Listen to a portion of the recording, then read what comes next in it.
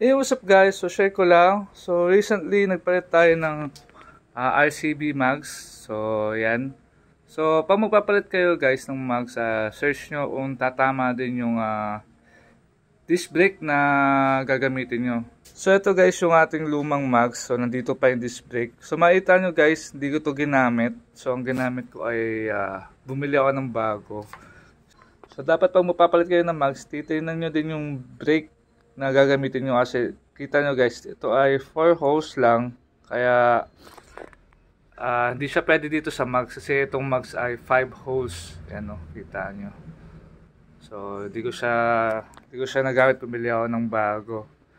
Same brand lang naman, TT Joy, kaya lang ito ay 5 holes. So itong mags ito ay pang click V2. So pag click V2, 4 holes lang lagi.